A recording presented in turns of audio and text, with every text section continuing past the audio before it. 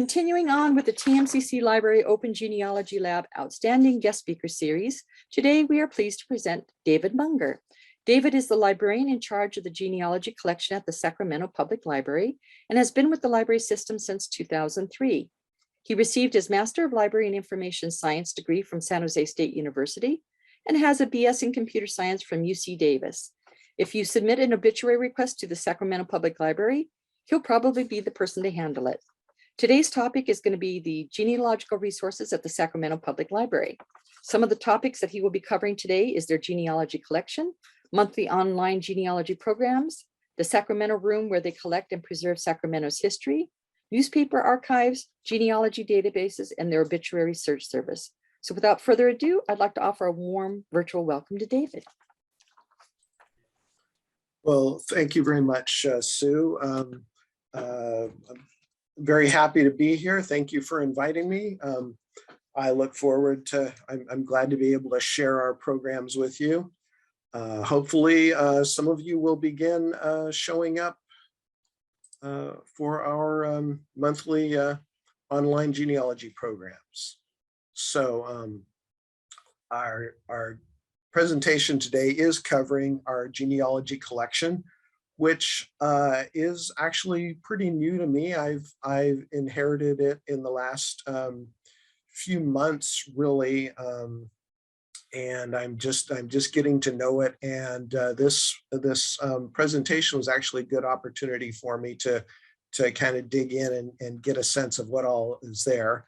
And we're going to cover our monthly online genealogy programs.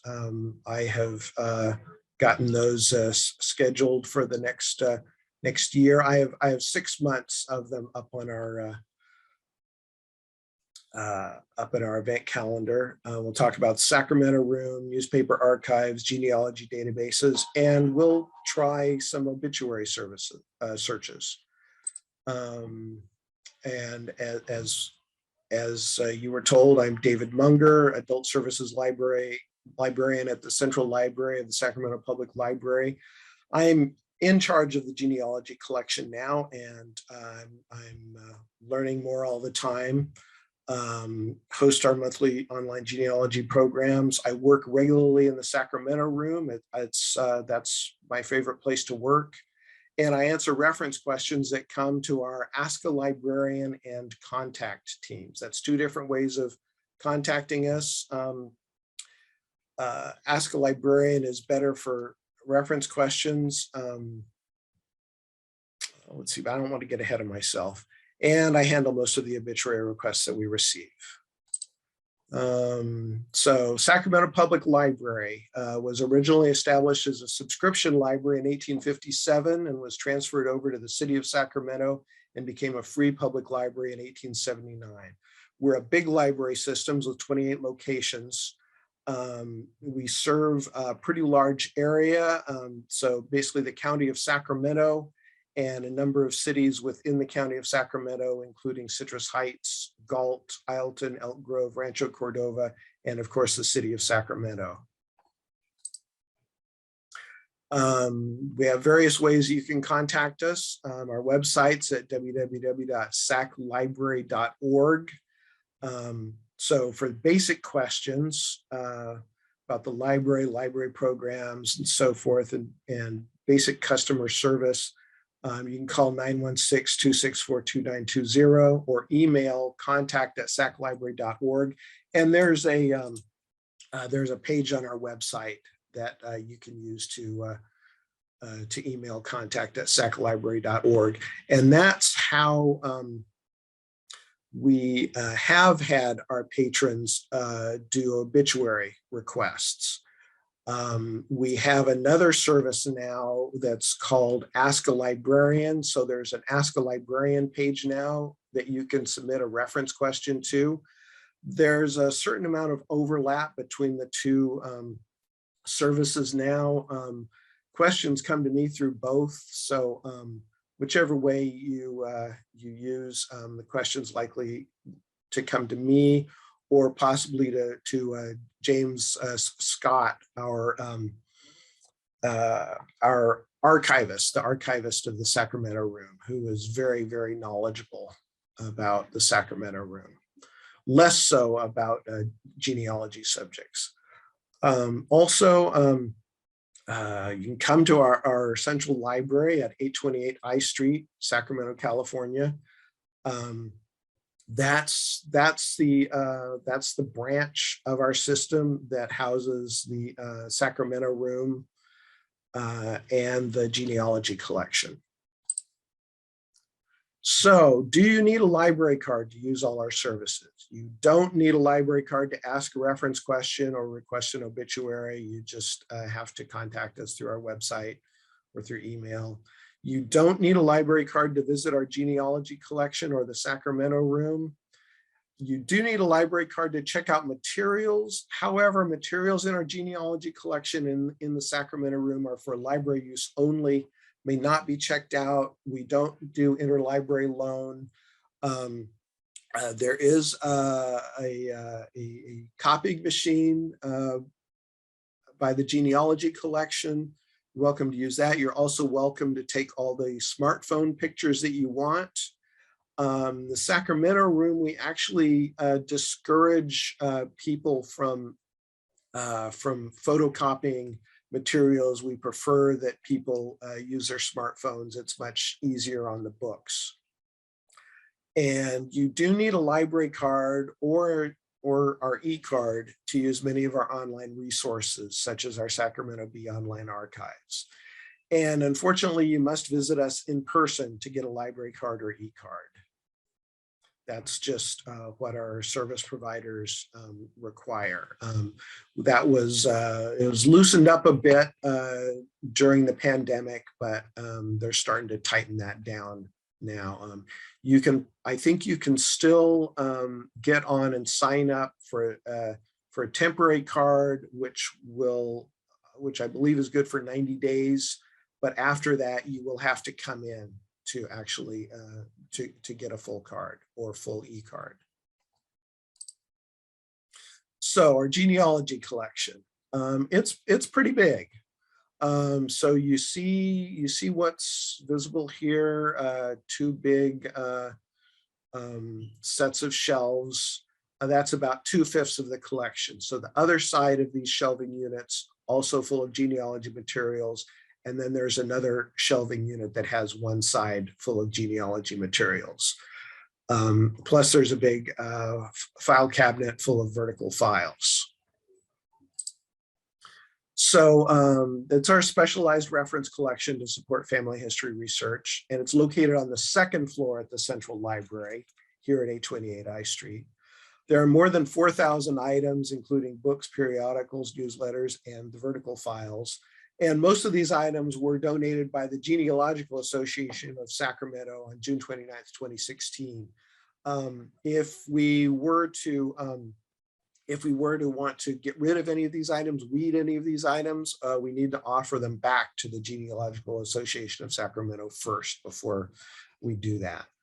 All these materials are non-circulating and are to be used at the Central Library only.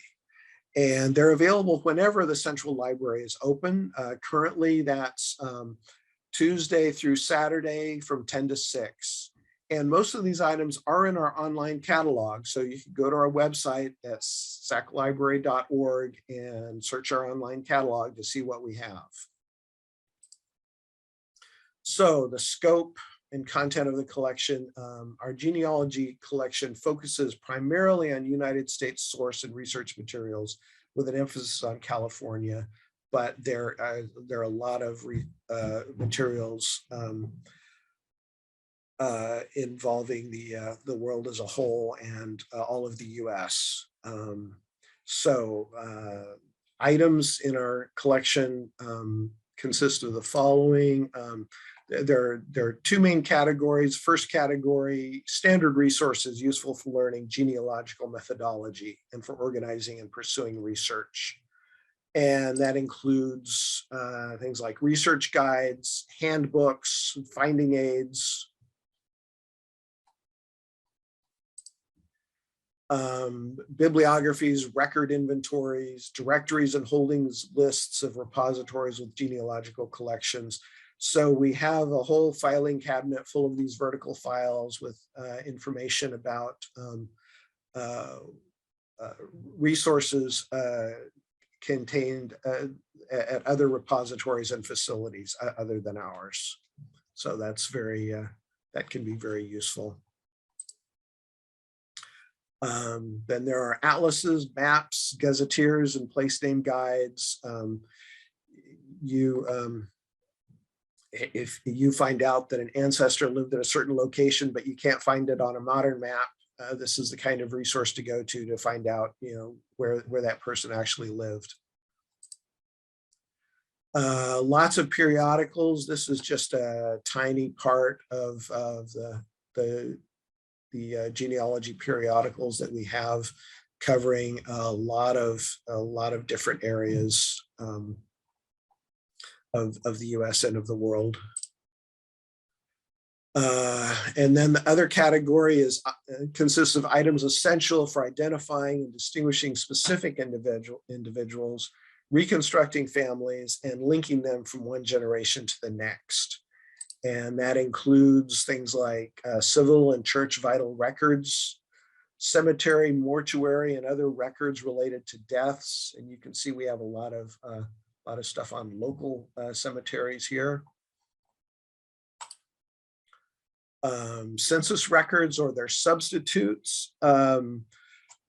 Census record substitutes consist of any like listing of people for a particular area. It could be like tax lists or voting lists, and then family Bible record extracts. We have lots of compiled family genealogies and collective biographies, lots of county histories containing biographies of individuals, lots of things relating to California and the general area around Sacramento in particular, but relating to Nevada and all the rest of the United States as well. Here you see some items for the folks that like to trace their ancestry back to the Mayflower or to the Revolutionary War. We have a lot of materials that help with that. Military and selective service records. Here you have military pension lists for Revolutionary War and Indian Wars. Court records, land and property records, tax lists, passenger lists and migration records, naturalization and citizenship records. This is just the tiniest little bit. We have a whole set of passenger lists of people coming from Germany and from Italy, and there's just we have passenger lists of people coming into San Francisco. So a lot of stuff in that area. Ethnic and national group records. Again, this is just a tiny little snippet of what we have. Newspaper extracts. These Sacramento Bee extracts, vital statistics, cover things like births, marriages, deaths. They can be, we were talking about digital versus analog books. We have the Sacramento Bee online for this time period, but these can be very, very handy for just quickly finding a name and seeing if it's included in our Sacramento Bee online archives. Searching the online archives, it can be really powerful, but it can be kind of finicky to choose just the right keywords to find something you're looking for, especially if you don't know the exact date. So very useful. And this is, it's a whole shelf full of these books. This is just a few of them. Voting records. Here we have the California 1890 Great Register of Voters Index, 3 volumes. And here's a fun item that we have. Fun, interesting item. So Sacramento County Coroner's Records Collection from 1887 all the way up to 1969. There are a number of volumes of this. I literally picked one page at random.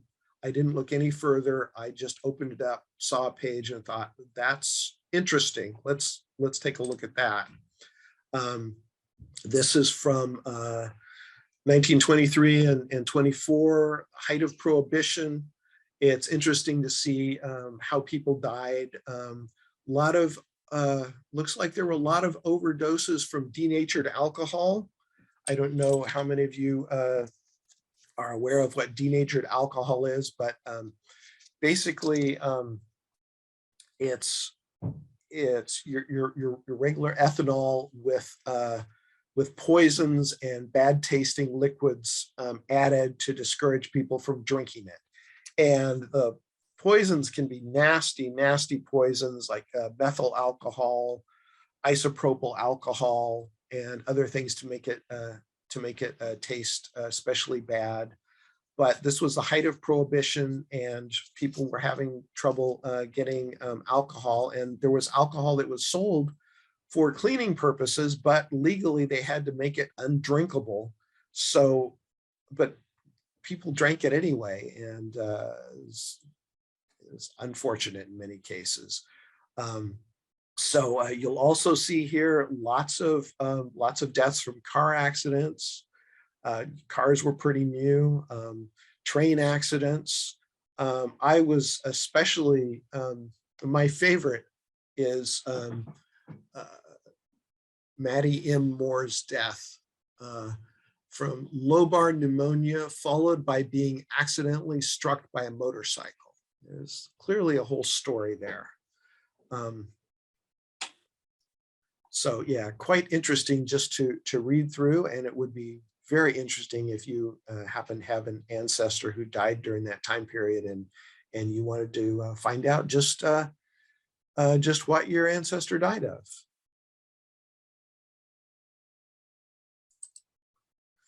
So now let's look at our, I guess maybe this is a good time to take any questions.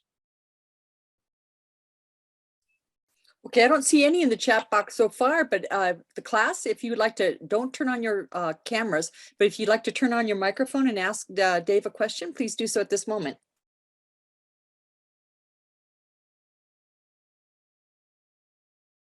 I see one death on here that's tragic, an elevator accident for Martindale, Ernest Martindale, accident, crushed between the elevator and floor of shaft at Phillips Milling Company.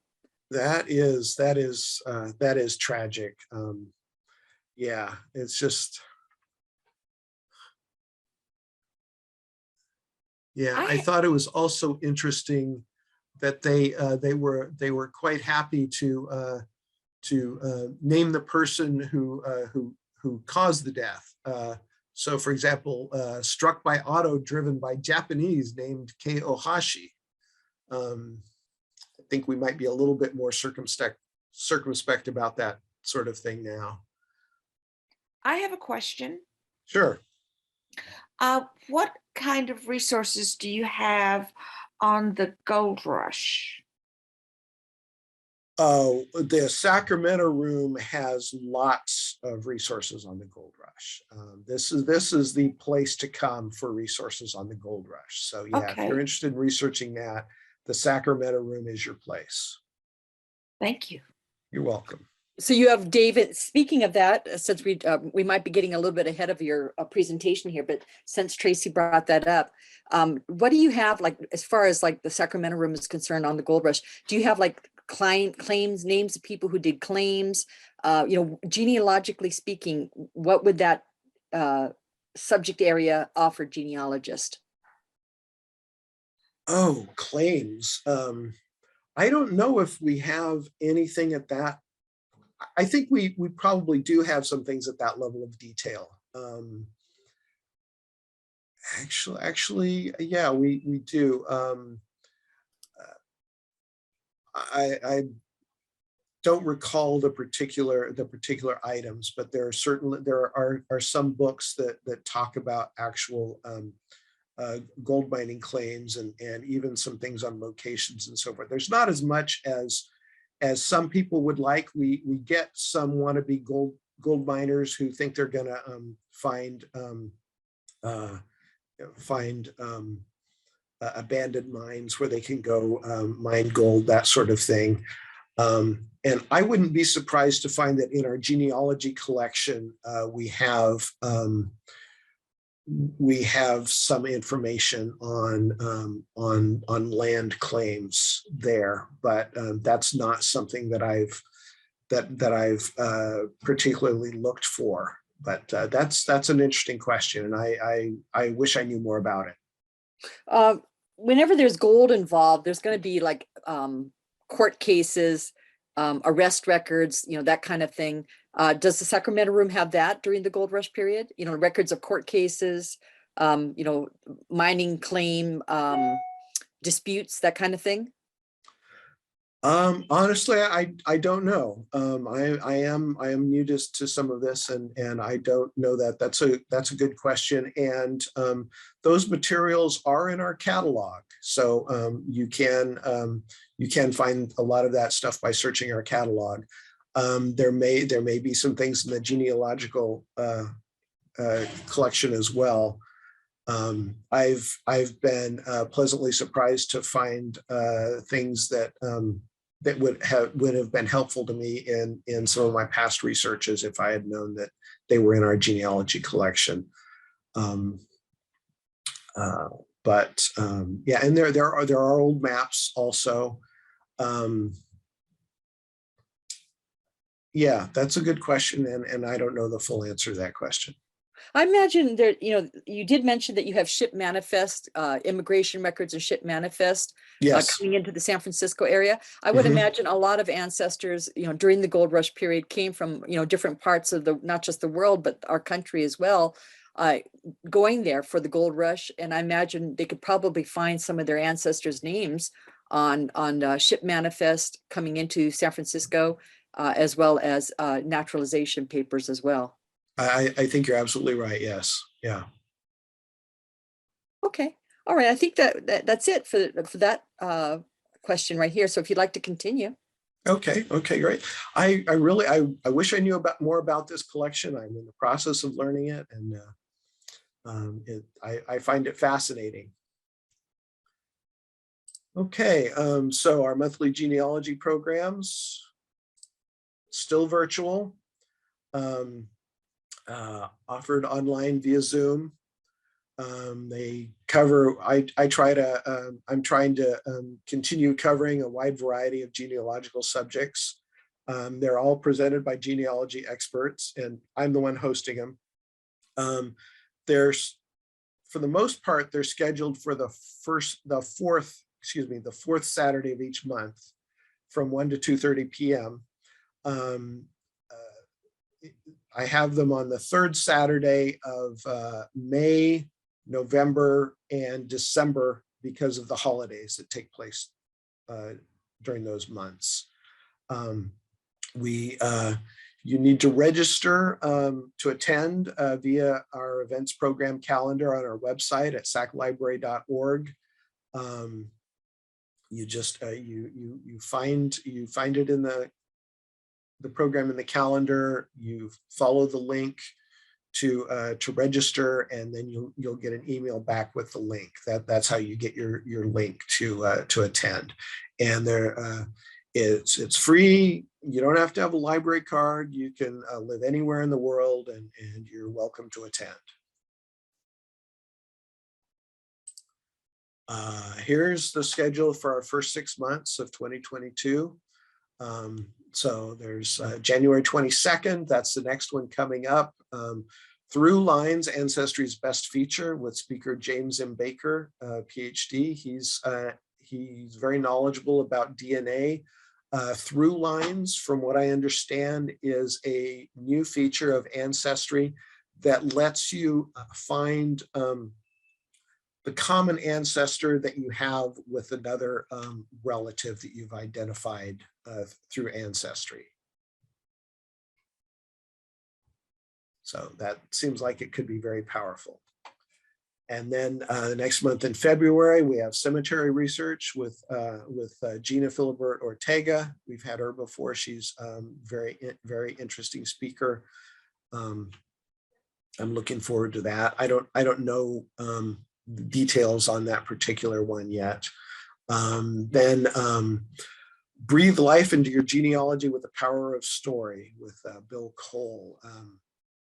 I think that's one of the things that we're all interested in with genealogy, is finding the stories, digging up the stories about our ancestors, and just about people in general, not always our ancestors. But that's one of the things that I find fascinating when I'm looking into someone's obituary, what stories may crop up.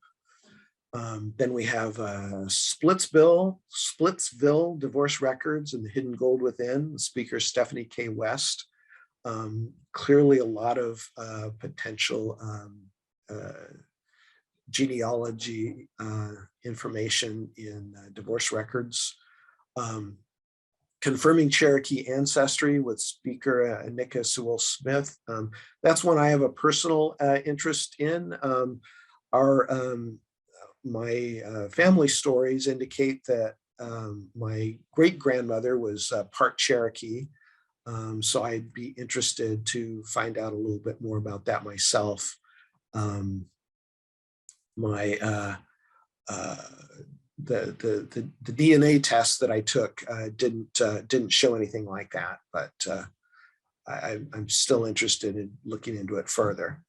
And then researching LGBT relatives with speaker Janice Sellers. And that's also one that I have an interest in. I have a great uncle who was an artist in Sacramento, and not Sacramento, in San Francisco, who never married. And I met him when I was very young. And I've always kind of wondered about that with him. Anyway, those are all up on our event calendar now. I'm very close to finalizing the next 6 months, and I'll have those up soon as well. Any questions about this? That June 25th one sounds really interesting. That's a really underrepresented topic for genealogy. Yeah. So I'm really happy that you're doing that one. In fact, I think I'll probably register for that one because it's really hard as a librarian to find information, books on that topic as far as genealogy is concerned. So yes, I think that's definitely worth taking. I also have a neighbor who is interesting right now, is researching his Cherokee ancestry. So I'll definitely share that with him as well. Mm-hmm. And I want to really stress for the class, the Sacramento Public Library has had a long history. And if you belong to any of the local genealogical societies, we really promote the Sacramento Public Library free webinars because they're just so jam-packed with wonderful free information that you can all learn from. So I'm really excited about this upcoming list.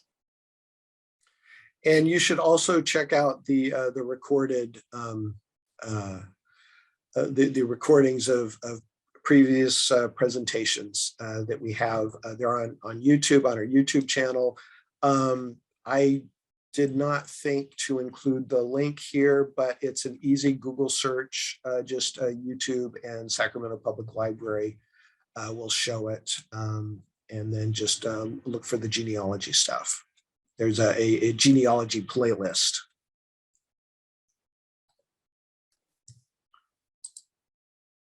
Okay, now the Sacramento room, jewel of the library.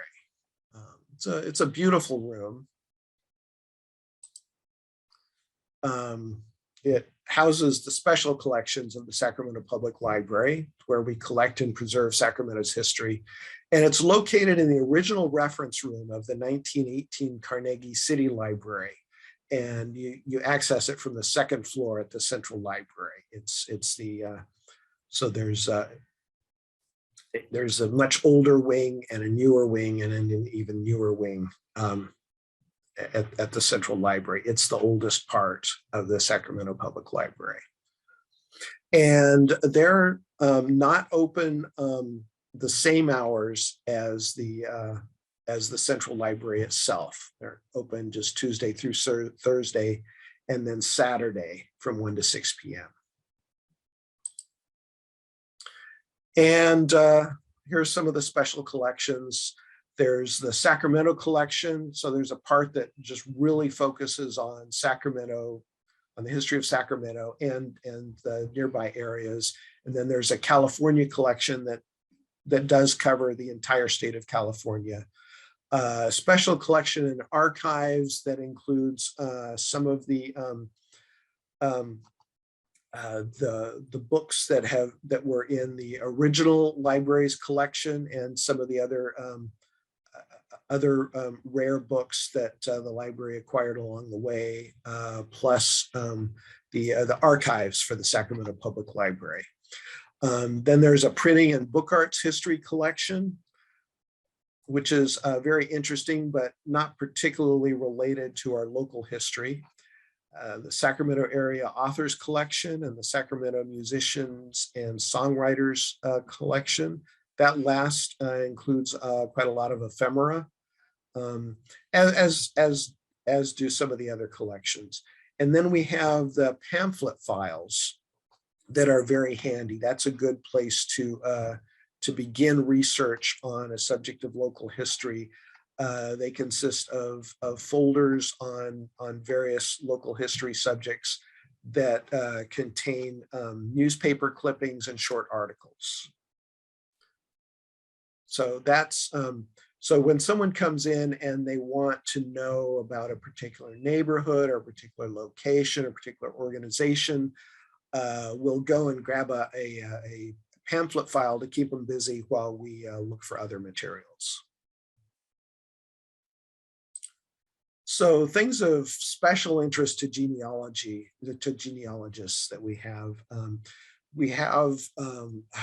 a whole set of shelves of city directories. We have local yearbooks, and then we have our digital collections that you can get to through the Sacramento Room's webpage on our website. The digital collections include some of the oldest of our city directories, some of the ones that we keep in the vault, and some of the oldest of our yearbooks. But they are, we would love to put all of them on there, but it's just, it takes so much time to digitize materials. So we have some of the oldest and most fragile things in the digital collections. So here's an example of some of our, not the very oldest, this is not in the vault, but some of our really old city directories from 1913 to 1918. And then we have not quite as old city directories. These are actually some of the Sacramento suburban directories that cover some of the outlying areas outside of the city proper. Quite a range. This is just a few of them here. And then from the same company, there were our city directories that are that cover the city of Sacramento itself. And of course, we have more recent phone books, relatively recent. I mean, we're talking about 90s and 2000s and back into the 80s. And now let's look inside one of these books. Let's find out who lived at 4833 North Avenue in Carmichael in 1957. We often get questions from people who are researching their homes, and they want to find out who previously lived in them. So we're going to look in the 1957 directory. This one, it covers Arden, Broderick. I don't know how well any of you would know our surrounding area, but Arden, Broderick, Carmichael, Del Paso Heights, Fair Oaks, North Sacramento, Town and Country, West Sacramento.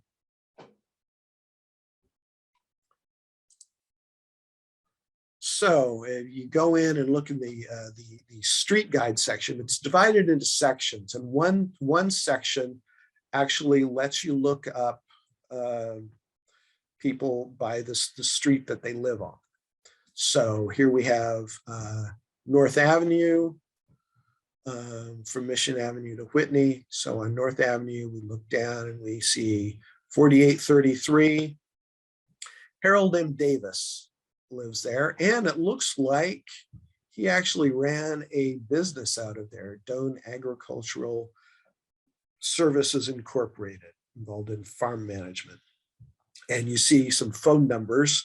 His personal phone number is Ivanhoe 79740.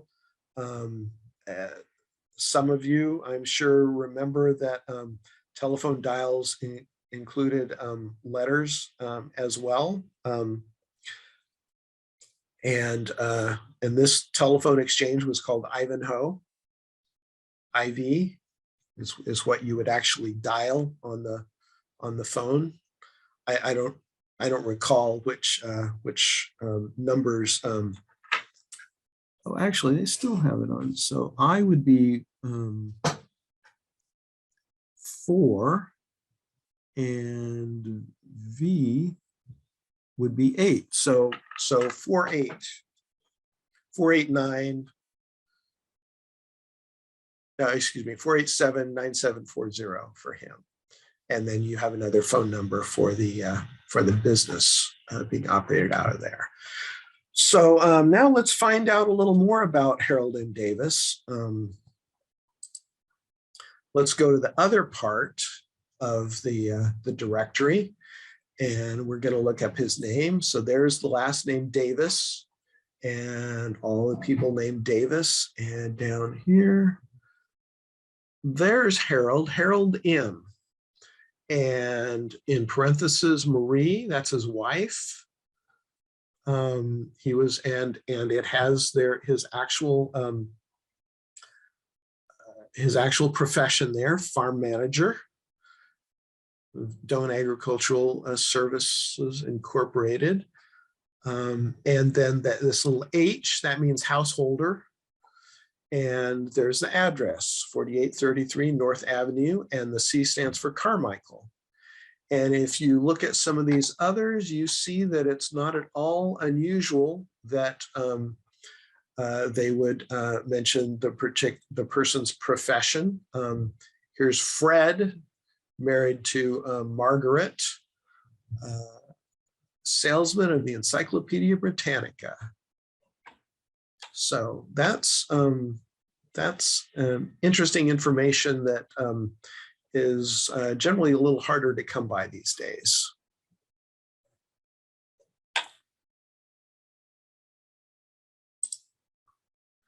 Okay, and let's consider the yearbooks. Yearbooks can be useful for doing genealogy research. It's really fun to find people's old high school pictures. We have a lot of people who come in to look through our yearbook collection. It's a pretty good collection. It's not complete because we depend on donations, and it's especially incomplete for anything that's recent, but we do have some pretty good runs of some of the local high school yearbooks, and some of them are pretty old. Here's the review. This one's from 1925, Sacramento High School, and let's look inside. And there are some of the graduating seniors. So that's always fun. We do have some even older yearbooks than this that are in the in our digital collection. And let's take a look at a more recent one from 1956, Greenback Notes from San Juan Union High School. And Outstanding Seniors of 1956. It's always fun to go through and look at how the hairstyles change. So that's all I'm going to cover on the Sacramento room. I've mainly focused on things of interest to genealogists, and really there's lots more of interest to genealogists. There is just only so much I can focus on, but there are lots of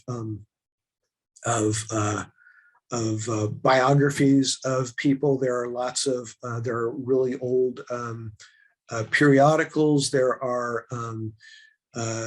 newsletters from social clubs.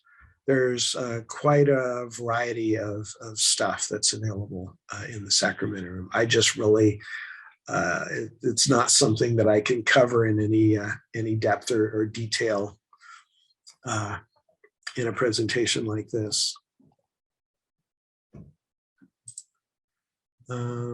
Let's see, actually, any questions before I move on? Yeah, well, I'm waiting for the class to unmute their microphones and ask a question. I have a question. It Sure. just happens in the last week and a half, I've been down to Sacramento twice because I had relatives who came in through Sacramento, and we drove down to pick them up from the train station. And I happened yesterday when I was driving them back to the train station, I happened to notice the public library, the Sacramento Public Library, really was close to the train station. Is that where your branch is? That is the central branch, yes. Very close to the train station there. Yeah, easy walking distance. So anybody from my class could easily take the train from Reno over to Sacramento, and within walking distance, easy walking distance, get to your library. Absolutely. Or the bus. There's also bus service that goes to the train station as well. So you Yeah. wouldn't need to rent a car or anything if you wanted to take public transportation over to Sacramento. Yeah, and that's very nice because it's not the easiest place to park. There is a parking garage, but it's not inexpensive, and then there is on-street parking, but it is metered, and it's not always easy to find a parking space. It was a lot easier at the height of the pandemic, but it's getting hard again. If one of the students from our class would like to take public transportation over there, would it be possible to do a one-on-one research appointment with a librarian in the genealogy or Sacramento room?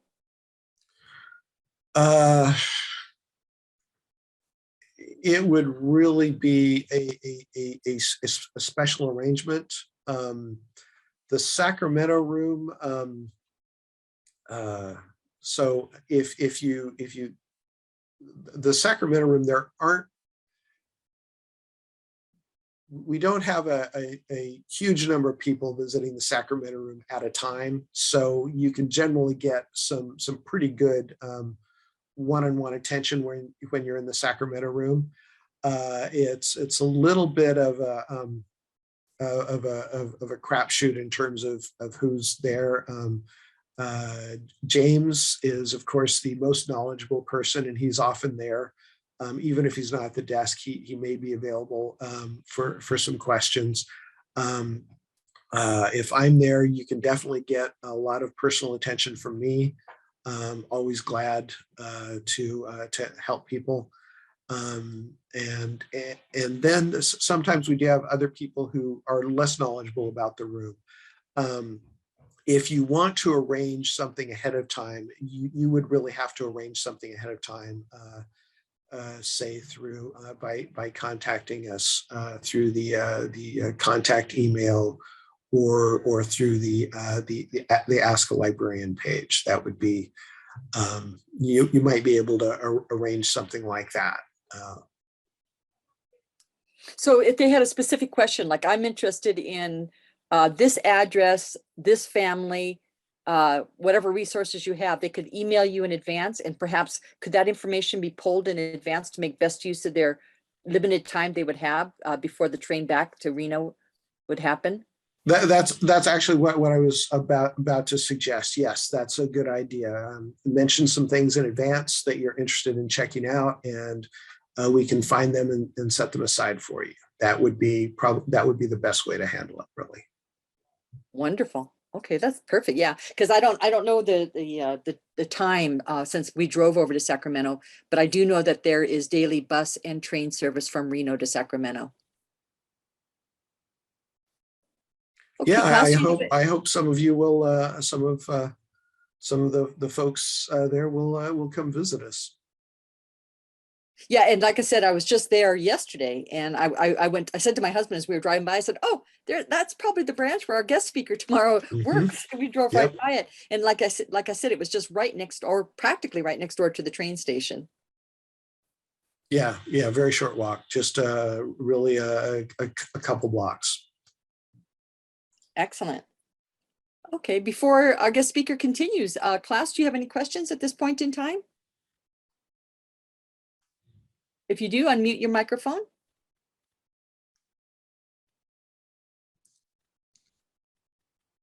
Okay, Dave, if you'd like to continue. Okay. All right, now I'm going to talk about our newspaper archives. This is a subject that I really enjoy. I love doing searches for people. Find all kinds of things in our newspaper archives. So my favorite thing is to search the Sacramento Bee online archives that's offered through Newsbank, and you access that through our website.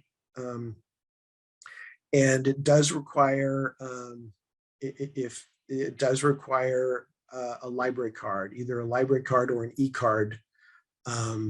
It will ask you to sign in using your library card number and your PIN.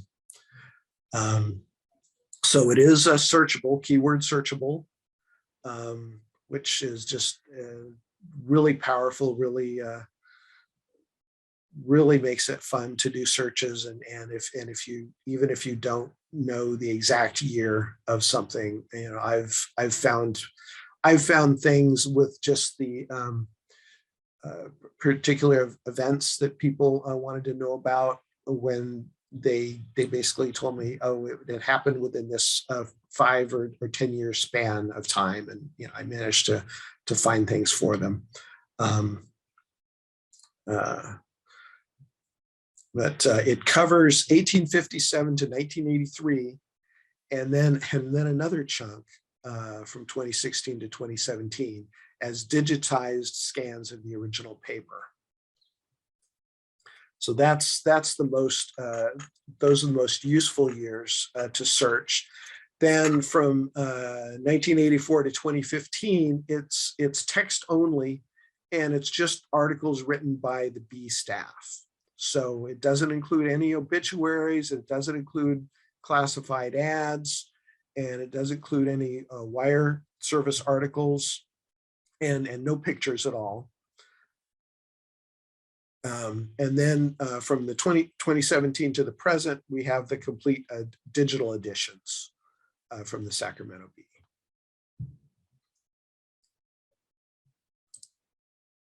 And then we have newspapers on microfilm. So again, we do have the Sacramento Bee on microfilm also from 1857 to 2015. And that covers that difficult period from 1984 to 2015 that we only have as text articles that does not include obituaries. So very often we'll wind up doing a microfilm search in the Sacramento Bee. And then there's also the Sacramento Union that we have on microfilm, and that's from 1851 to when they closed up shop in January 1994. And then we have other local papers on microfilm, Sacramento Transcript, the Daily Democratic State Journal, and the Galt Herald. That's the only one of those that has continued to the present day.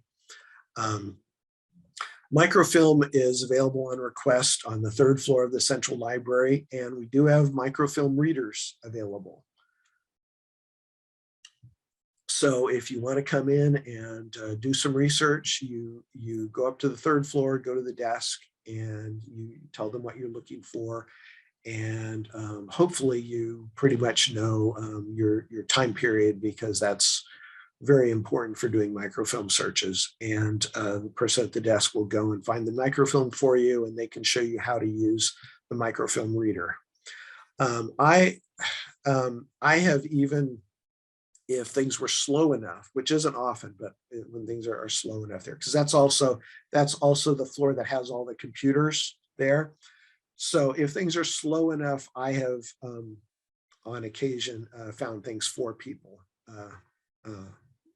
right then on microfilm. But we can also, if you send in a request for something on microfilm and you really need to know,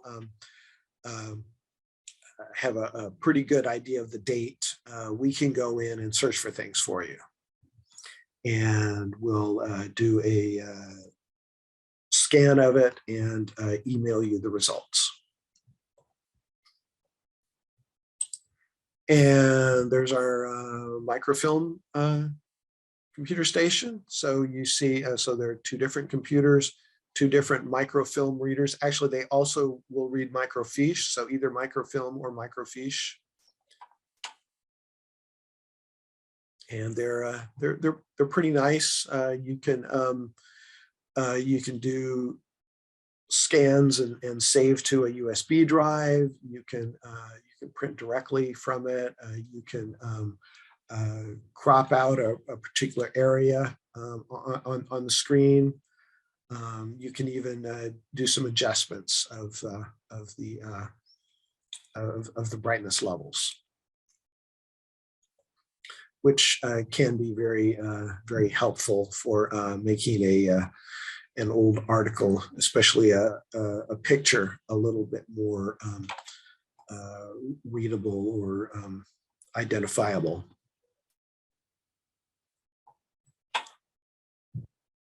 Hey, any questions about that? Where I'm going to show an example. We're going to do an example of searching our Sacramento Bee online archives later in the presentation. But do we have any questions for right now? You know, Dave, I'm so glad to see they're not your grandma's scanners, you know, because as we all, you know, for us who have been doing genealogy for 20 plus years, you know, we all remember the old fashioned, you know, microfilm readers. And these are quite, they look quite state of the art. Yes, they are. And some of those older ones can be useful, and you can even take a picture with your smartphone of what you find. Yeah, this is much nicer. Our state library here, because Carson City is the capital of Nevada. So the state library is located here in Carson City, which is right next door to Reno. And I go over there and do a lot of research, and they have very similar machines. And I got to tell you, it's a real joy to use these, you know, more modern microfilm machines, you know, coming from somebody who remembers the old fashioned machines quite well. And it really makes quick work of what you're doing. Yeah. Yeah, they're a little, you know, it can be a little fiddly to use them, to figure out how to use them, but we're glad to show you the basics of how to get them set up. And then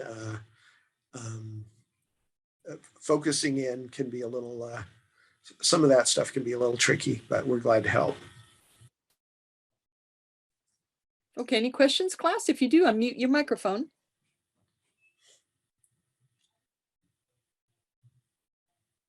Okay, Dave, go ahead and continue. All right.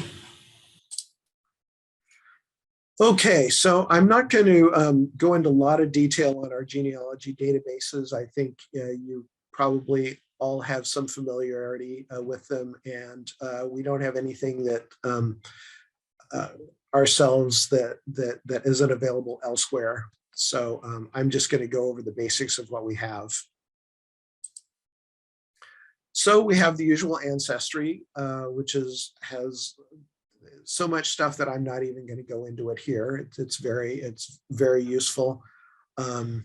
It's available in our library branches only, any branch, but you have to be in a library. And that's as of January 4th. So with the pandemic, this was loosened up, and people were able to use Ancestry from home with their library card. But now that is as of January 4th, that will no longer be the case. And you'll have to be in a branch. You won't actually even need a library card if you use one of our public computers or even a laptop using our Wi-Fi. You will be able to access Ancestry at one of our branches. Quest, I believe, maybe you can verify for this, but I believe Quest is offered by the same company as Ancestry. They have very similar logos and graphics and so on, and it looks like Quest contains a lot of, it looks to me like most of the material available through Quest is also available through Ancestry. Actually, that's Heritage Quest. I have a typo there. Should be Heritage Quest. And that one is available online. There's a lot of stuff on there. US and Canada Census records, city directories, military records, US Indian Census rolls, US Freedmen's Bank record, 1861 for 1875 for researching enslaved ancestors, and US wills and probate records, and a lot of other stuff. So that is available online with a library card or e-card. And then there's American Ancestors, and that is available at the Central Library only. And that is the New England Historic Genealogical Society's collection of records. There's civic and church records, newspapers, military and court records, tax and voter lists, diaries, published genealogies, just all kinds of stuff, but mainly relating to that area of the country, New England and surrounds. So that's what I have for our genealogy databases. Although I am going to look at doing some searches in Ancestry in just a few minutes. Just some of the simple types of things that I do when I'm looking up obituaries. We have any questions? Any questions, class? Okay, Dave, go ahead and continue. Okay. All right, so obituary searches, how I do it. So when I receive an obituary request, I go through, I search Ancestry for what I can find. I'm especially interested in US Social Security Death Index records, California Death Index records, because I like to confirm the date of death, or very often, and very often I don't have like birthday, place of birth, that sort of thing. So these will give me, often give me a lot of extra information about date and place of birth, mother's maiden name or maiden name, last residence, other relatives.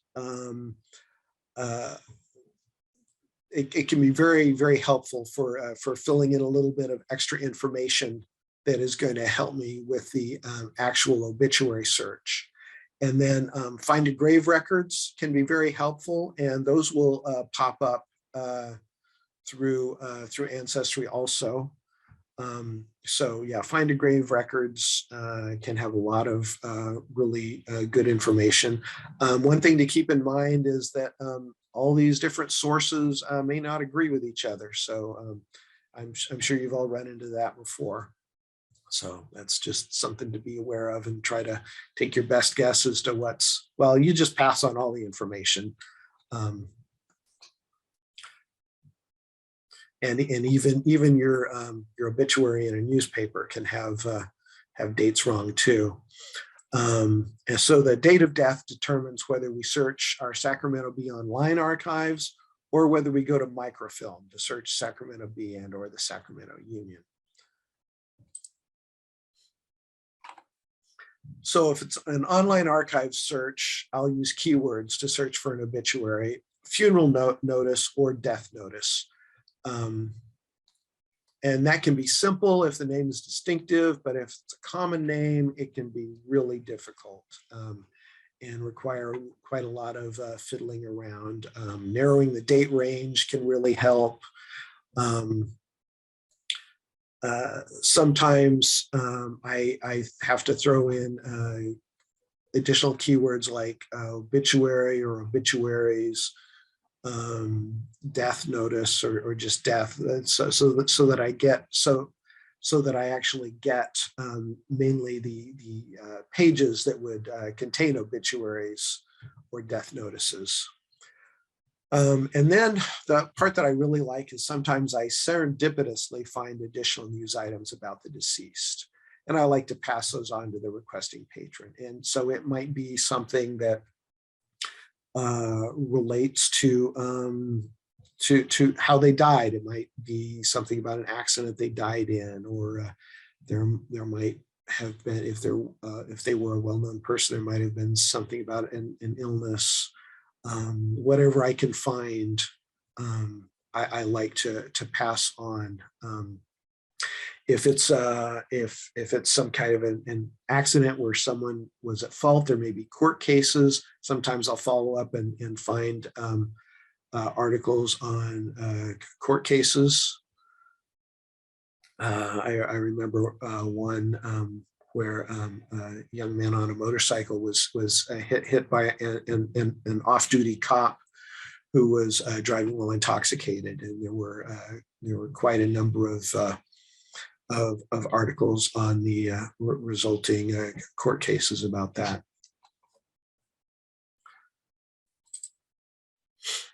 So, and then when we go to microfilm, we really need an accurate date of death to do a microfilm search.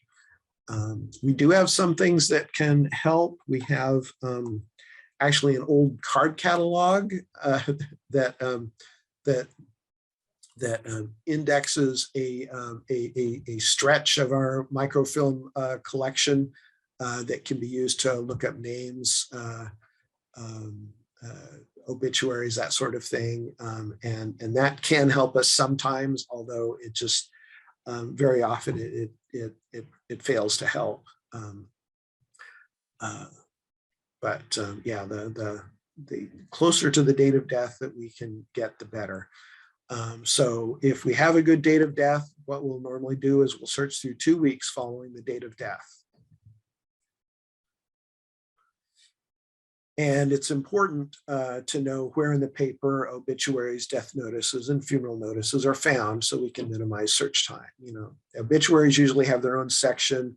Death and funeral notices are often in the classified ads section. And then there are often regular news articles pertaining to the death. Those can be really interesting too. So let's try an obituary search. So Albert Vincent Gow, date of death 10th of May 1964, place of death Sacramento. Okay, Albert Vincent Gow. So I'm going to switch over here. I'm going to take this out of full screen mode. And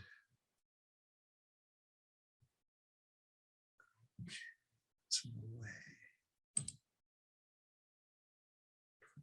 Can I move that? Yes, I can. Okay. All right.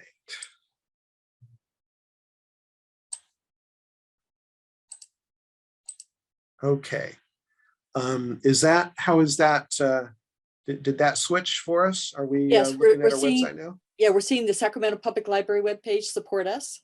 Great. Okay. So first thing we're going to do is we are going to go to Ancestry.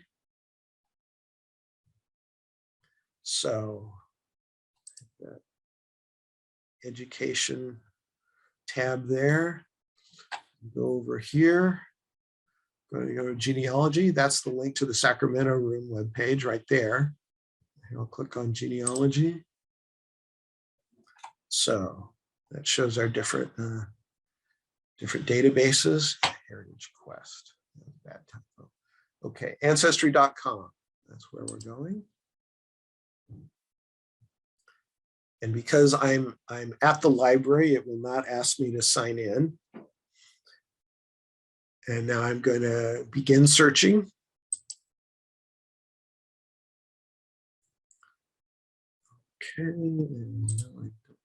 Okay, so we do have a search box here, but we can get a more elaborate search box that's more useful for obituary searches if we go over here to click on the death, burial, cemetery, and obituaries collection here under birth, marriage, and death. So I'm going to click on that there.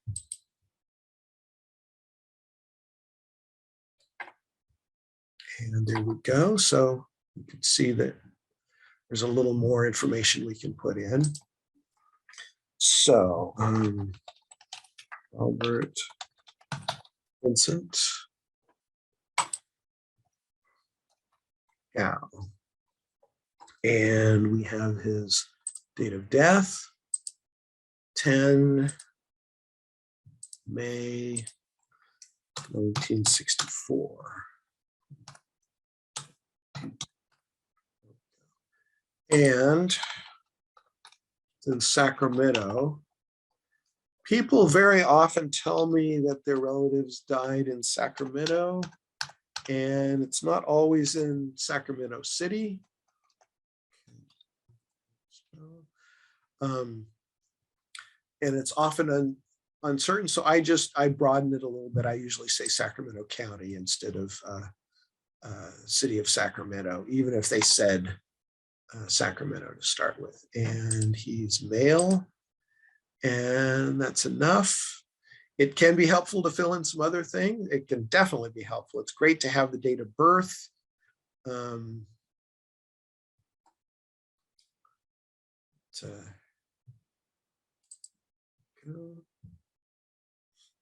course, I know ahead of time that we'll find what we need without a date of birth. So got the US Find a Grave Index here. That's nice. It gives a little summary of what's there, but we can also link out to the page itself. So there's a good bit of information there. I'm sure most of you have looked at this. You can see a lot of your work's been done for you already right here. Of course, I have found that what relatives put up there is not always dependable. I'm sure you've found that too.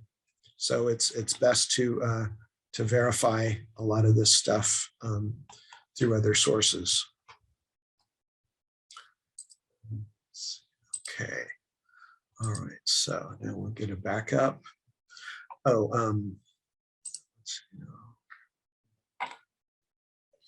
California US Death Index can be very useful.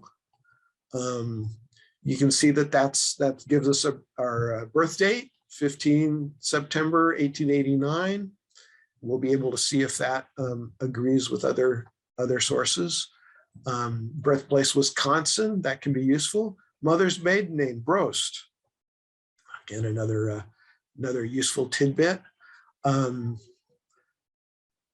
If you want to save this, you see the print here. That's yes, you can print, but you can also print to a PDF, which is what I very often do for people. I'll print to a PDF if I want to send this this particular record to people. So printing to a PDF, very handy. And then newspapers.com obituary index. This will often let you know if there's if there is an article in the B, which in this case, yeah, look, there's this tells us that there should be an article there. So that's very encouraging.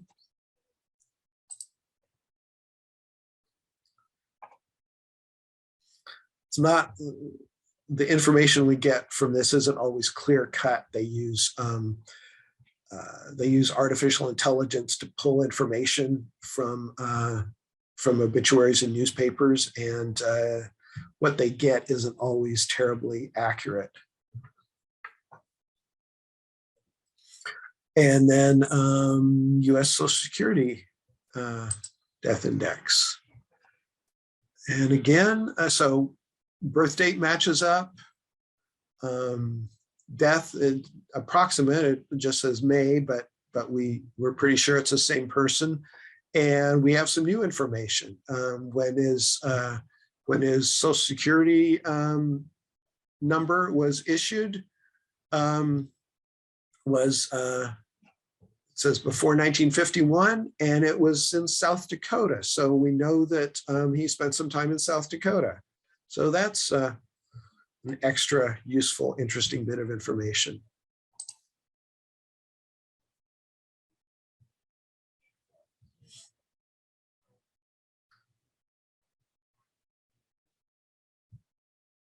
So, and there may be other things, there, but that's plenty for us to go on. Now we're going to see if we can actually find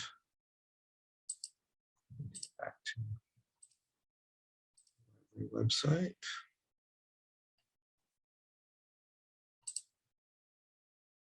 Okay, so now we're going to see if we can find it in the newspaper, in the Sacramento Bee.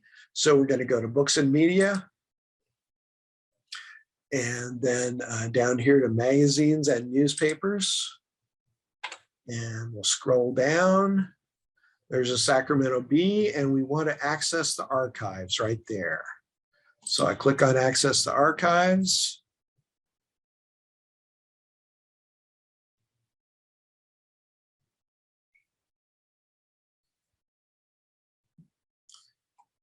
There we go. Okay, and we see, remember I was telling you about different, you can go to different versions of the archives from the different time periods, but we're just going to do an overall search.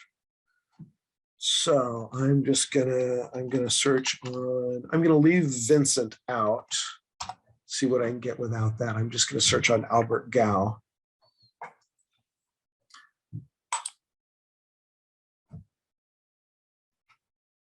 And I didn't put quotes around it, so I get every page that has both an Albert and a Gow.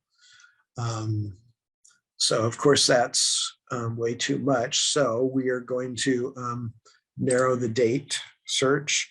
I'm going to allow a little time ahead just in case there's something that relates earlier in the month of May. So I'm going to do a search from the 1st of May, 1964 to the 31st of May, 1964.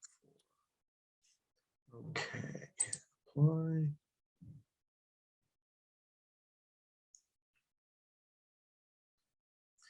Okay, so yeah, you see there's an Albert without the Gow right there. So the topmost thing isn't right. I'm going to switch to oldest first, although it doesn't make much difference because we just got 6 articles there. So it should look at the oldest one first. Okay, and there we get a little preview. This looks like exactly what we're looking for. We have 2 entries. Often there might be an entry for a morning edition and one for an evening edition. Sometimes it can actually even result in a difference in the in an article between 2 editions the same day, but I'm sure these are the same. So we can get a better preview there, although it takes time to load. But I'm just going to click on this and go to the full page.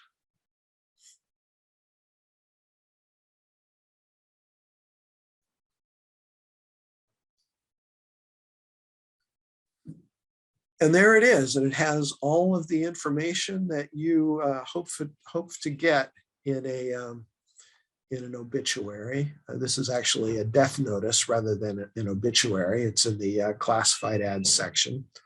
So Gow in this city, May 10th, 1964, Albert V. Gow, loving brother of Michael C., Stephen J., and Thomas Gow, and Mrs. Agatha Hermson, uncle of Mrs. Leota Claridge, Mrs. Doreen Morrow, Mrs. Yvonne Coyle, Francis M. and A. Maynard Gow, native of Wisconsin, age 74 years, and gives the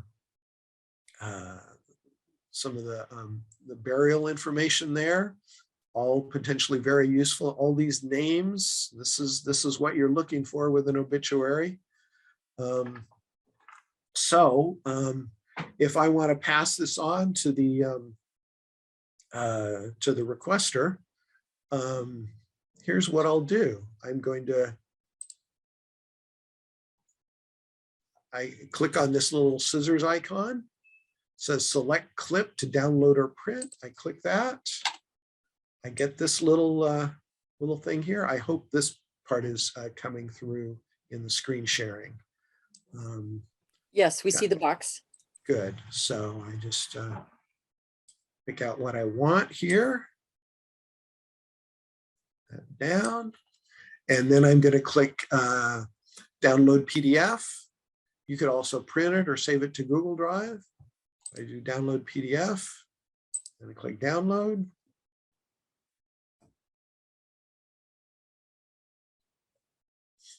And different browsers handle this next step differently. I'm not crazy about how Edge handles this browser. Chrome handles it a little better, but I mean how Edge handles this situation. But you click on open file here, which opens that up. So this shows what you get. There's a Newsbank adds this nice little bit about the date and the page and the particular newspaper. So there's all your there's really all your citation information that you need, all just included in that.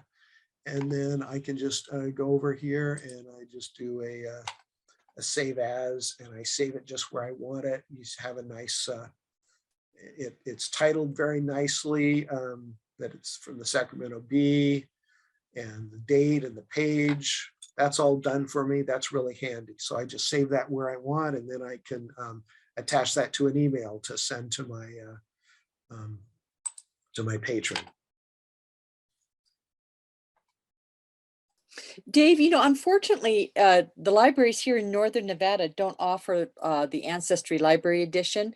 The one thing that is I noticed right away, since I'm so used to using the home edition of Ancestry, is the whole interface looks very different than the home version, especially the search boxes. Mm-hmm. But I do have a question in the chat box about the library edition.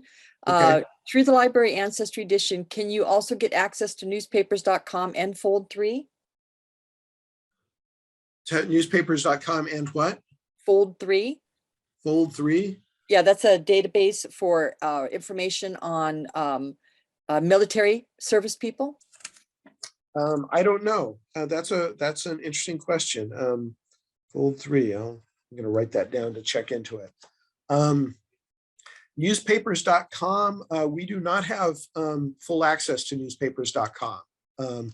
I would love it if we had access to newspapers.com, but all we have is so what we saw in that search, the little record that says there's something through newspapers.com, that's all we get.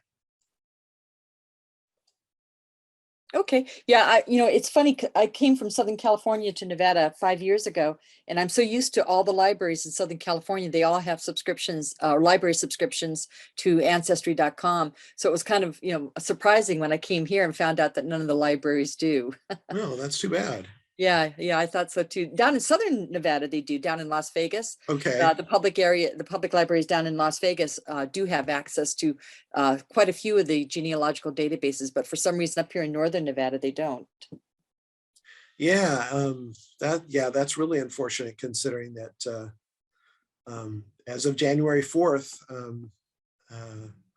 you won't be able to access it online anymore.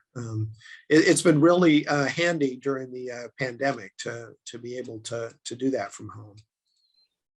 Yeah, it saves a lot of money for people because Yeah. Ancestry is quite an expensive subscription from home. Yeah, and of course that's why Ancestry sets things up the way they do. Yeah, that's why a lot of people use Family Search and WikiTree because of the fact that, obviously Ancestry is quite expensive. Yeah. Now, I kind of wanted to remind the class, you mentioned earlier about Heritage Quest. You can, just so the class knows, I want to remind, in case you have not heard me talk about this in the past, Heritage Quest is available if you go down to Minden, which is a short drive from Reno. Through Carson City, you can come right into Minden. And if you go to the Minden Public Library, you even though you don't live in Minden, you're still eligible to get a library card for free if you go there in person and pick up the card. And they do have home access using that library card to Heritage Quest. Since my class is all about saving money doing genealogy, I want to remind everyone that you can get access from your home in Reno or the areas around Reno to Heritage Quest if you simply go down to the Minden Public Library. That is graciously paid for, not by the library, that's outside of their budget allotment, but the local genealogical society pays the price every year to allow Heritage Quest to be offered through the Minden Public Library. They have a local, quite an active local genealogical society down there in Minden. So I just wanted to remind the class about that. And if you'd like to continue, Dave. Sure. Okay, so got a little bit more here. Let's see, I'm going to pop back over to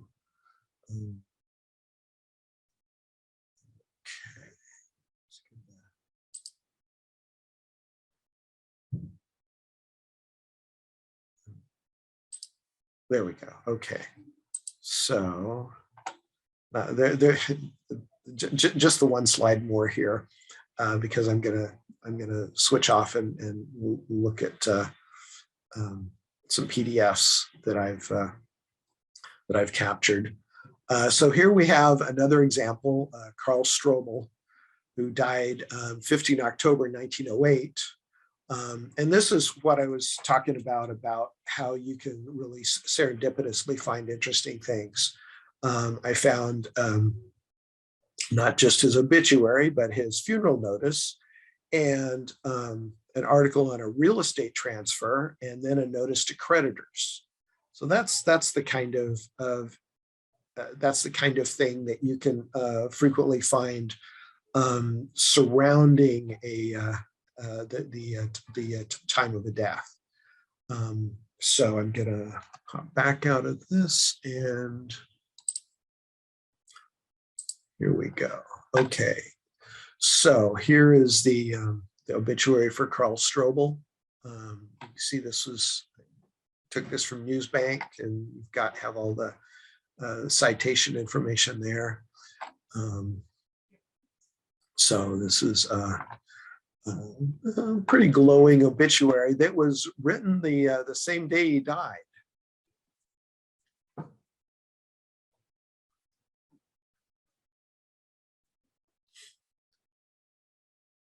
So Carl Strobel, an old and respected Sacramentan, died this morning at his residence, 809 North Street. He came to this country from Germany, his native land, when he was a young man and settled in the city in its early days. For the last 40 years, he has been engaged in the real estate and insurance business. A large part of that time, he has managed a business of his own. Of late years, he has been in the employ of the Carmichael Company. Among the Germans of this city and the Sacramento Valley, Mr. Strobel was a very popular and influential man. He was one of the oldest members of the Sacramento Turnverein, which is a local Sacramento social club that was founded by German immigrants. And that's something that you could find more information on. I'm sure there's some information on them in the Sacramento room. So that might be something to pursue, to find a little bit more about his activities. His name is among the roll of those members who were in the Verein before the year 1886. During his long life, he was always regarded as a man of high character and kindly disposition. He was a little over 75 years of age, but he enjoyed fine health and a clear understanding up to a short time ago. Mr. Strobel was the husband of the late Emma E. Strobel and the father of Mrs. J.C. Ing, Mrs. C.E. Thielen, Carl A. and Frank J. Strobel. Now, this is an important little bit here. You see this Carl A. Strobel. So that's his son with the same name, except they throw in the middle initial. So that's something that I know people doing genealogy research often run into, people with the same name. From father to son, from uncle to nephew, names are repeated through the generations, and that can be confusing. So this is going to be important for looking at some of these other articles. So then we have an actual. This is more of a funeral notice here. Strobel in this city, October 15th. 1908, Carl Strobel, husband of the late Emma E. Strobel, father of Mrs. J.C. Ing, Mrs. C.E. Thielen, Carl A. and Frank J. Strobel, a native of Germany, aged 75 years, 4 months, and 14 days. Friends are respectfully invited to attend the funeral services this Friday evening at 8 o'clock at his late residence, 809 Inn Street. So there you even get his last residence. Remains will be taken to Oakland tomorrow morning for cremation. So there's not going to be an actual grave site, although still could the ashes could still be located somewhere. Members of Sacramento Turnverein meet at Hall 7:30 p.m. this Friday, October 16th, to view remains of our late member Carl Strobel. By J. Cromer, President. So now moving on to the real estate transfer. So there are multiple real estate transfers in this article that have been filed with the county recorder.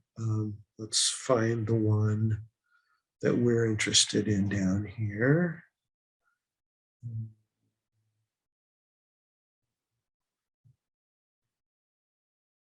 Here it is.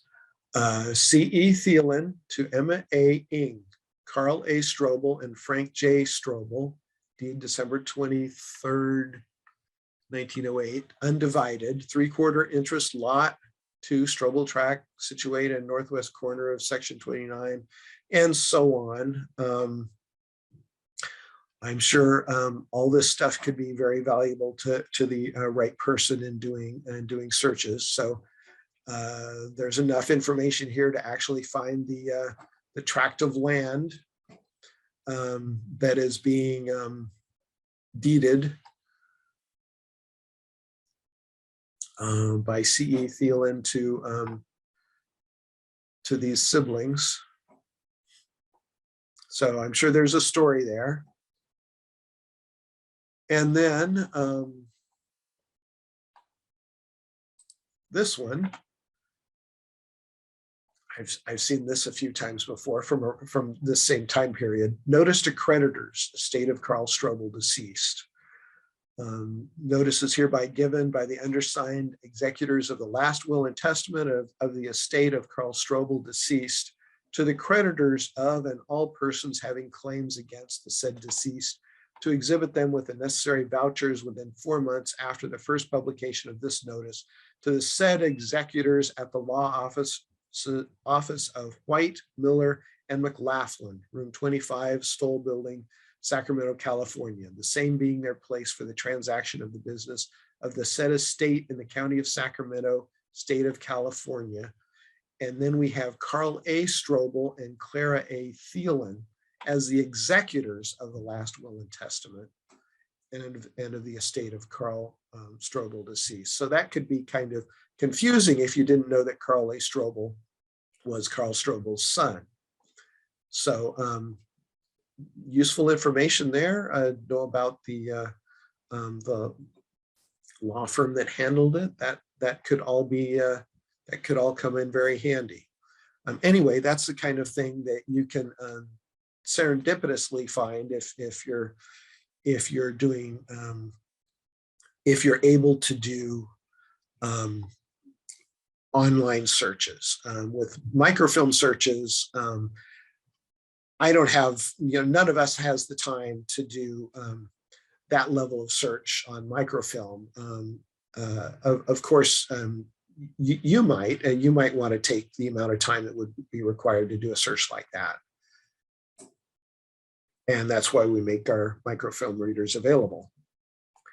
So that's the presentation that I prepared. I'm afraid it looks like it didn't quite, hasn't quite covered an hour. Do we have any other questions about anything? Anything I can show you? Dave, do you mind showing the class how to get to your YouTube channel? Not at all. Let's see here. So I'm just going to open a new tab here and use Google. Bing. This isn't my normal workstation.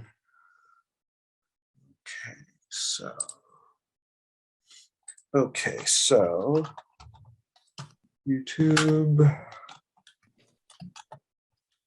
Sacramento Public Library. Okay, so there's our YouTube channel. The link is not especially memorable. I'm sure that if you went to YouTube, you could just do a search on Sacramento Public Library and it'd bring you to the same spot. So so we have a lot of stuff on here. It's not just genealogy stuff.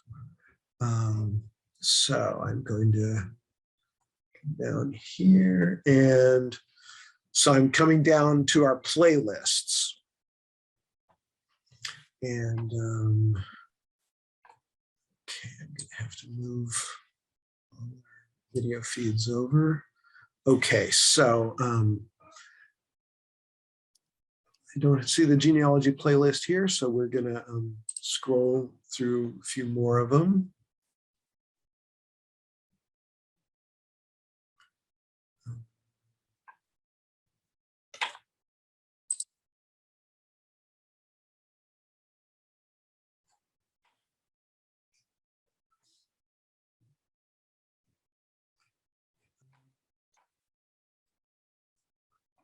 Last time I looked here, they showed our genealogy playlist. Am I just overlooking it? I don't think so.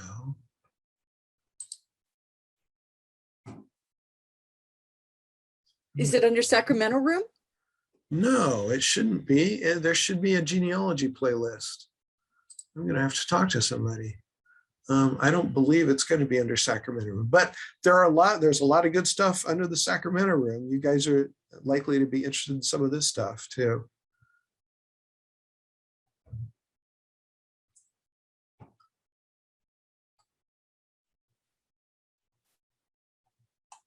Yeah, that's always the problem with live presentations. Sometimes technology doesn't always cooperate. Yeah. Oh, this is oh, here we go. Okay. Here's what we do. I think that it's buried. We'll have to talk to them about maybe making it a little more prominent. See up here at the top, where there's the playlists tab. That's what you have to do. So this will show all the playlists now. I hope.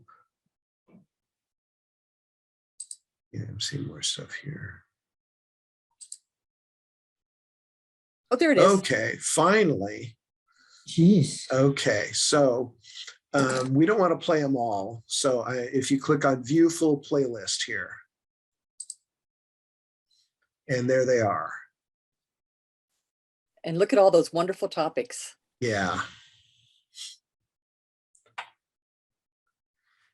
Yeah, and an awful lot of our speakers, unfortunately, it seems like too many only want to leave their recordings up for 30 days. So this is just a relatively small representation of all the presentations we've had.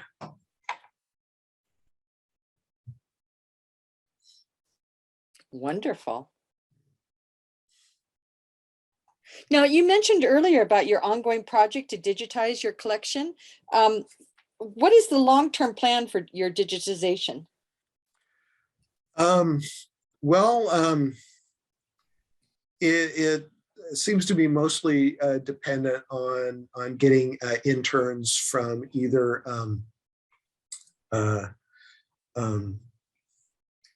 the Sacramento State University or from one of our local community colleges. So so far it's been pretty dependent on interns and volunteers. Oh gosh, Dave, have you thought about offering internships to San Jose State Librarian students? Well, it's a little far for them, but that is something to consider. I'm not sure about the logistics of getting the materials to them remotely, and so we might have. Actually, that is something to consider because they don't all necessarily live around San Jose. I was living in Sacramento when I was attending classes online there. So that's a good point. We may very well have some people local. So that's something to look into. Yeah, when I graduated from San Jose State with my librarian degree, I lived in Southern California. So I took the program from Southern California. So absolutely, you probably have a lot of people in the Sacramento area that are students, and it'd be a great internship opportunity. Yeah, I will. I'll mention that to James. Wonderful. Let's see. Oh, I want to remind the class that even if you live in Reno and you do not have access or cannot do transportation to Sacramento for some reason, I want to remind everyone that you can join the Random Acts of Genealogical Kindness website, and you can get somebody who does live in the Sacramento area to volunteer to go over and do the research for you at their library. So if you can't take the train or you can't drive or you can't take the bus for any reason, because I know we do have some people in class that have mobility issues, I want to remind everybody, just simply join that Random Acts of Genealogical Kindness website and ask for a volunteer in the Sacramento area to go over and do that research for you. Once again, this class is all about free opportunities to do your research. Now, I see that quite a few people have started to log out because I know this is a holiday, but any other questions for Dave?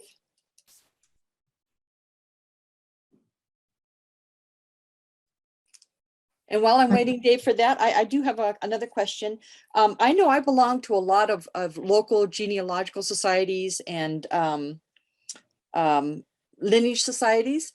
And I know since there is group transportation available through the bus system and the train station, train system between Reno and Sacramento, would you be willing to, or would your library be willing to do like a field trip guided tour and research assistance to a particular group if we came over as a group?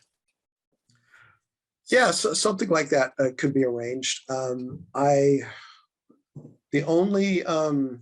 only consideration would be having in this time of the pandemic, having a large number of people in the Sacramento room at once from that perspective.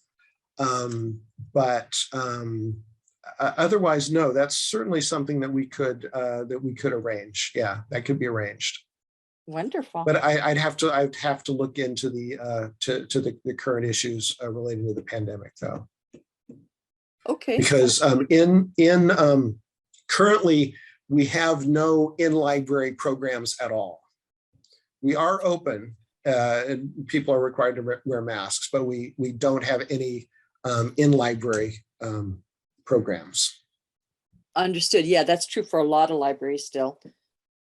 You also touched on something, Dave, that I kind of wanted to remind my class about. You mentioned about researching the history of your home address. If you are new to that concept, and I know we do have a variety of people in my class from beginning through intermediate to advanced, we do have several good books in our library about how to start that process and how to learn about that step-by-step process to research a piece of real estate for your ancestors' additional history. So if you're interested in those books, just let me know. You can shoot me an email and I'll send you a list of the books that we have in our library that teach you step by step how to do that. It's always nice to be able to promote our library collection in conjunction with our presentation every day. Let's see here. We talked about random acts of genealogical kindness. Let's see here. Oh, yes. And I wanted to remind the class before you log out that if there's anything in the chat box today that you want to keep, like whether it's a link or discussions that were going on in the chat box during the session, please click on those three little dots that are in the chat box on the bottom right-hand corner and download the chat box before you leave class today, because once you log out, you will no longer have access to the chat box. And I don't always remember to grab the chat box before I log out myself. So please do that before you leave today if that's important. And I will give the class one more opportunity to ask Dave some questions.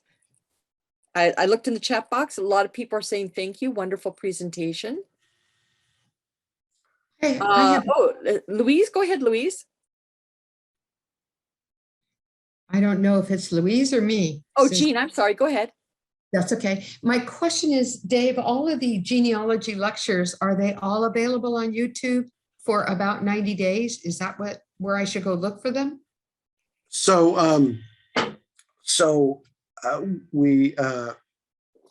some of our speakers don't allow their presentations to be recorded at all. Some Okay. allow them to be up for 30 days, Okay. and some allow them to be up indefinitely. So, Okay. yeah, typically it would be 30 days and then taken down or left up indefinitely. Got it. And then I go to YouTube, not to your library website to find it. That's right. That's right. It's on YouTube. And then Jean? also I Oh, did. go ahead, Jean. Oh, sorry. I had two questions really. Oh, no, go ahead, Jean. I registered for a Sacramento library card. Mhm. So the email sent me a number. So go ahead. What exactly does this number, do I need a PIN number as well? So when you registered, you would have gotten a temporary number, and you would have been able to choose a PIN at the same time.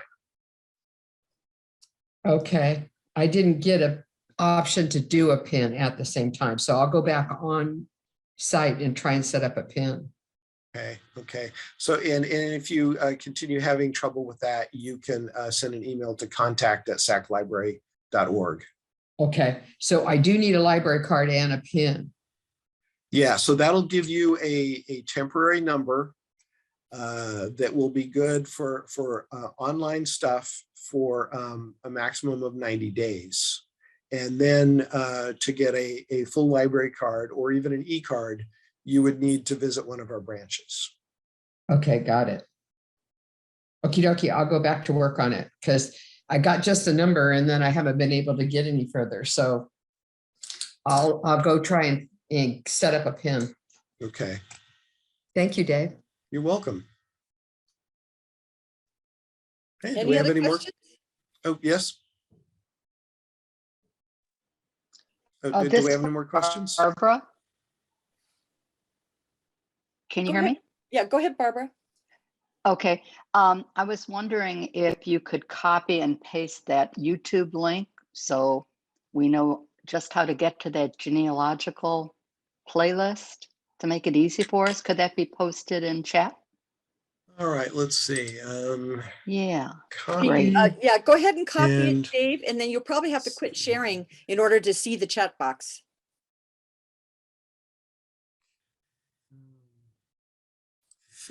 Okay, there I got it. Okay. Okay, can you see that? Yes, it came through. Thank you. You're welcome.